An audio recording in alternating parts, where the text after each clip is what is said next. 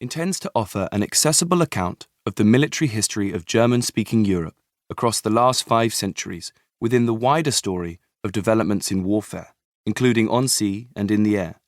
It will highlight what made the German experience of war distinctive, as well as what it shared with elsewhere in Europe and, where appropriate, with the rest of the world. Throughout, military history will be integrated with the wider political, social, economic and cultural development of what are now Germany, Austria and Switzerland.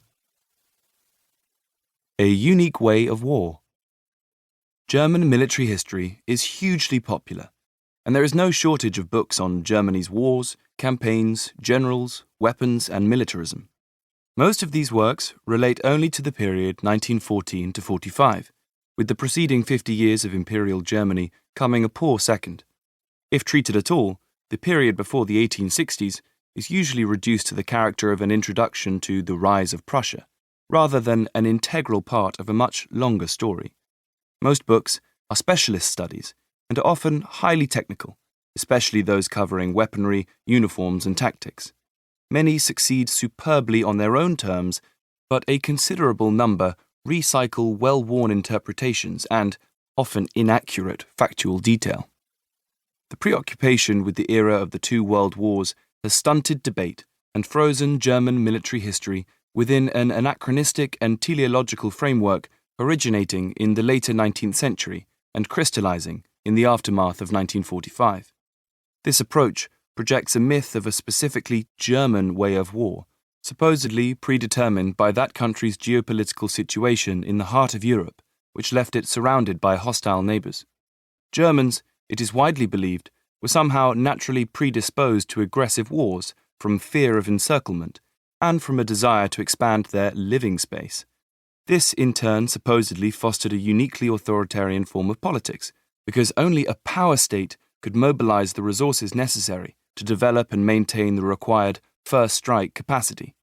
Operationally, German wars had to be blitzkriege, lightning wars, to win quick and decisive victories before their enemies could combine their superior numbers against them.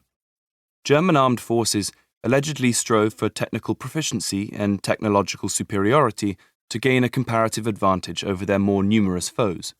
To achieve this, it is widely believed that the armed forces were entrusted to professionals, operating largely beyond political control, all with fatal consequences for German society and wider European peace.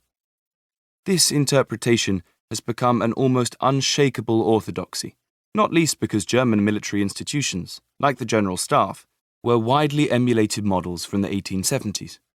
German developments have been used as yardsticks to measure the performance and efficiency of other countries' armed forces. Germany's example has profoundly influenced debates since the 1970s on whether there is or should be an American way of war. Dazzled by the illusion of the Blitzkrieg, the Bush administration in the 1990s promoted a high-tech form of scientifically precise, modern war, intended to secure a permanent advantage over opponents. The Chinese military, by contrast, has dropped its former admiration for German methods, and now sees their failure in 1914 as a warning not to go to war with only an opening gambit rather than a strategic plan. More critical, left-leaning historians have done little to challenge this interpretation, because it reinforces widely held views about the supposed militarization and feudalization of German society during the 19th century as preparing the ground for the First World War and, ultimately, Hitler and the Holocaust. Frequently, authors adopt a cultural explanation, rooting German militarism in Prussia's blood and soil in an inversion of how 19th century nationalists celebrated those same characteristics. Depending on perspective, Prussian aristocrats are variously subservient or independently minded, but always ruthless, while their soldiers are somehow natural warriors. A controversial view, which has recently been endorsed again from the political right as a potential source of inspiration for today's German armed forces. The army supposedly remained an isolated, closed system, yet at the same time, its martial ethos permeated the rest of society, warping its values. It is time to defrost German military history and to bring it in line with the way that the rest of the German past is being written about. Many decades of research have produced a far more nuanced and sophisticated view.